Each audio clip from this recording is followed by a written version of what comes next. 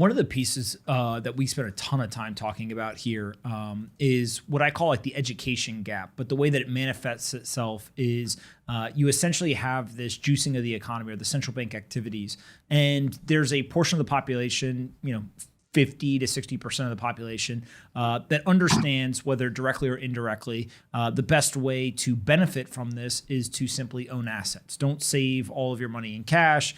Try to get some sort of job that they increase the pay on an annual basis to combat inflation, et cetera. But there's still, 40 to 50% of the country, specifically in the United States, they hold no investable assets and they live paycheck to paycheck, save everything in dollars, and they get really hurt by this. And so we get this widening inequality gap. You had this tweet recently that basically was talking about like the manipulation of money to ensure that prices continually rise. But basically it creates for the vast portion of population this kind of modern day slavery to a monetary system. Like you can't get ahead, right? Everything keeps rising in cost around you and you're just on that rat wheel and you just can't get off. Talk a little bit more about, is that a feature of the system or is that more so a bug that it's a way to have the kind of fiat monetary system but not have this specific negative impact? Now, so remember, and this is where I want to be careful that a system will reinforce a system. So it's a way bigger consequence, and it's easy to look at people in the system instead of a system naturally reinforcing a system. I know it's and why that's important is it is a feature of this system. Inflation is theft. It's a hidden theft. And that theft enriches some people at the expense of other people. Inflation, as you said on your last segment, inflation, the other side of the coin is wage and savings deflation. So the wages you're getting are going down in real terms. And so when you have a small number of people at the top and more people at the bottom, and you drive inflation, you're hurting the people at the bottom more and more and more, and you're enriching the people at the top. What the people at the top don't see, though, as well, is the societal collapse of that creates kind of the next step of that, and us versus them, and revolution comes. So if you look at Germany in the 30s, same thing was happening, and who do you think the wealthy were? And what happens next is a revolutionary leader comes in and changes the narrative to say, we're going to take back those assets. And so in that environment, and what ends up happening with the wealthy in that environment too, is they think they're safe because their assets are in hard assets like real estate and everything else. But those real estates are in the country that is creating that inflation. And because of what happens next, those assets are often seized or taken back. When you think about what people can do, is it simply just buy assets? Like the assets that will benefit from this, hold those assets for a long period of time, and that is the kind of escape hatch for folks? Or does that not even work? Or how do you think about like what can people do about this? So and this is where I think we'll get to Bitcoin, and I think that is the safest asset, and it's an asymmetric bet. It's the safest asset. It's the king of all assets in this time. But more importantly than that, it's a vote of what you want the future to look like. I think you either believe that it's okay for a small number of people to control all others.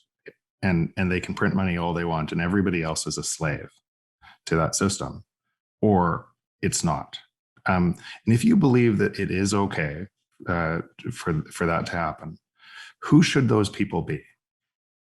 Because throughout time, throughout history, you see people changing their minds.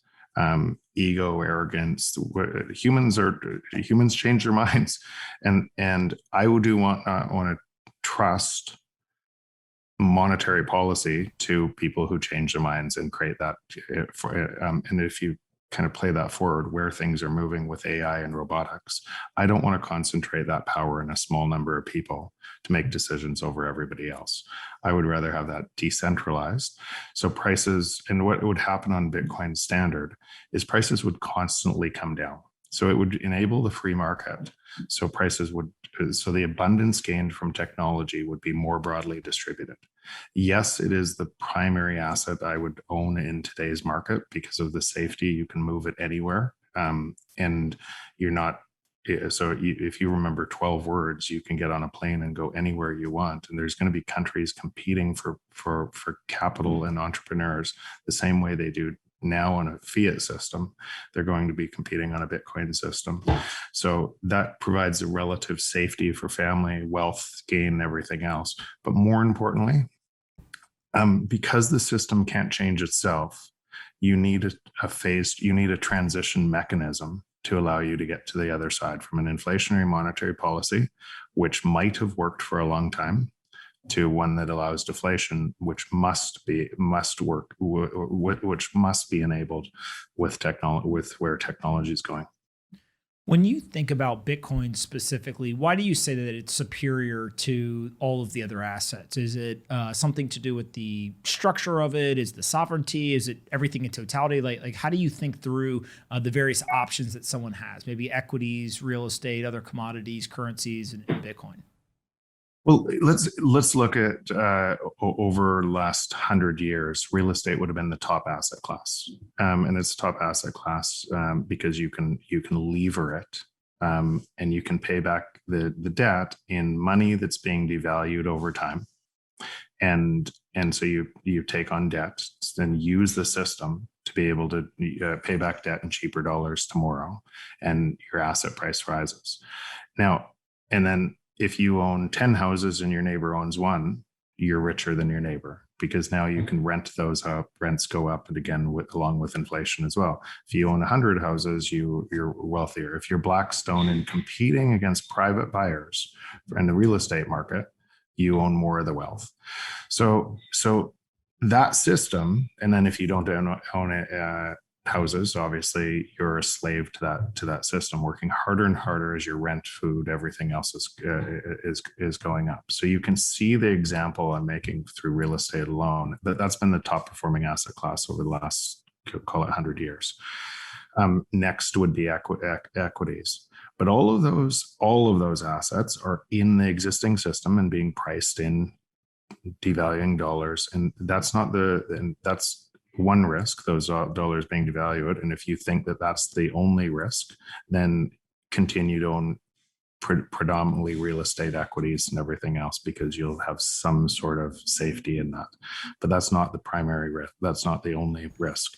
The other risk is the system collapse. And Bitcoin protects against both of those risks.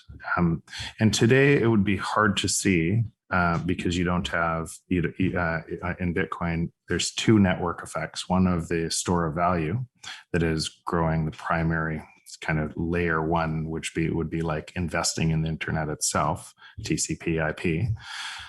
And then layer two on Lightning and such, and Pomp, a lot about this, but today, if you said today where we are, people say, well, I can't use Bitcoin as a currency in most places. It's just hard to use as a currency. But remember, what we do, what all businesses do, we project our current reality forward, thinking we're projecting the future instead of projecting the trend of technology forward and what that will mean. And what that means and what's happening on layer two and Bitcoin is you have two network effects feeding back against each other. And it will, and I think it will highly likely to become a currency that you can use and the best store of value. So in first world countries, we don't see that because we've had a system that it operates pretty fairly for a lot of years. But if you're in a third world country like El Salvador and you don't, even the Bitcoin is upwardly volatile, it is less risk to use that as a currency than the existing currency. And so what you see is lots of other countries starting to use this as a medium of exchange as well. What's up, guys? Bang, bang. Thanks so much for watching the Best Business Show today. If we're going to be the best business show, we obviously need the best partner. That's why the exclusive sponsor of the Best Business Show is SoFi. They're an all-in-one platform that allows you to invest in all kinds of different assets, including stocks, ETFs, crypto, IPOs, and they even have an automated investing function, if that's your thing. So before we start getting after it again, make sure that you go download SoFi, you get an invest account, and when you make your first crypto trade, regardless of what you buy, they'll give you $10 in Bitcoin for free. It's that simple. Head on over to SoFi.com/pomp to get started today. Thanks so much for watching, and I hope that you come back and watch more of the Best Business Show tomorrow.